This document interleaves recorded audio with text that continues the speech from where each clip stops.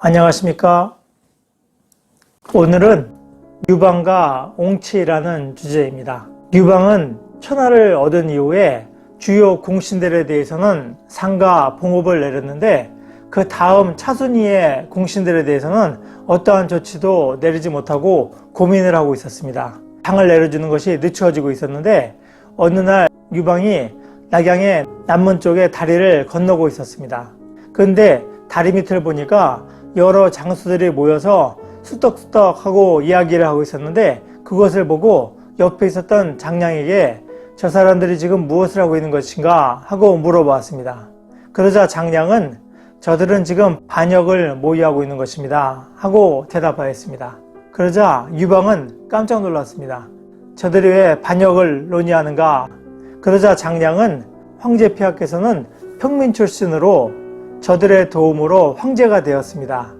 그런데 황제가 되고 나서 자신에게 가까운 사람들은 상을 많이 내려주고 평소에 미워하던 사람들은 죽이거나 벌을 주기 때문에 사람들은 자신들이 평소에 지었던 잘못 때문에 혹시라도 상은 못 받고 죽음을 당할까봐 두려워해서 반역을 모의하고 있는 것입니다 하고 대답하였습니다.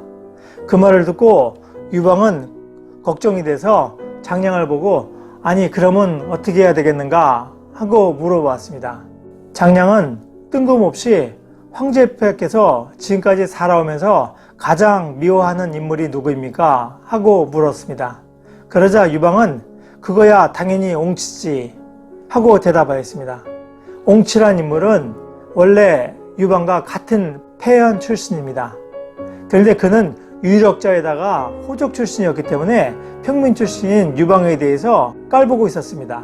그래서 유방이 당시 근거지가 풍업이라는 곳과 폐한 두 군데를 근거지로 하고 있었는데 유방이 원정을 나가면서 풍업이라는 곳을 옹치에게 맡기고 그것을 수비하도록 하였습니다.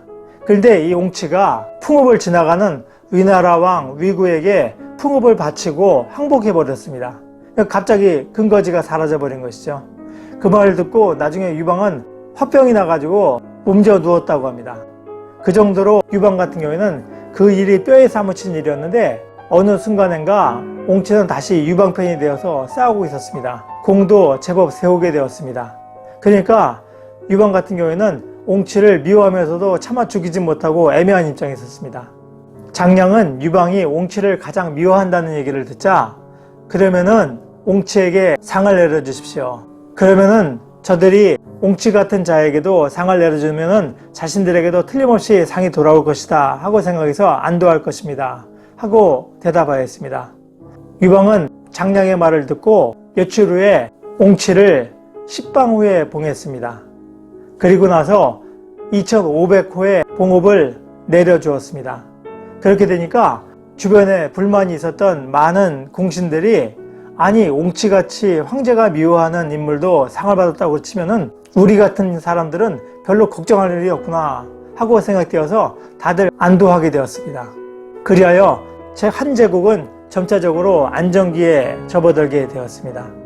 장량은 지혜를 발휘해서 유방이 사사로운 원한으로 공신들을 죽이지 않게 하고 또한 여러 공신들로 하여금 안도감을 갖고 자신의 일에 전념할 수 있는 분위기를 만든 것입니다. 장량의 지혜가 돋보이는 그런 대목이라고 할 수 있습니다. 다음 시간에는 유방이 후계자를 구할 때 장량이 어떤 지혜를 주었는가 하는 것을 알아보는 장량과 상산사모라는 주제로 말씀드리겠습니다. 노력하는 여러분의 동반자 동반TV입니다. 감사합니다.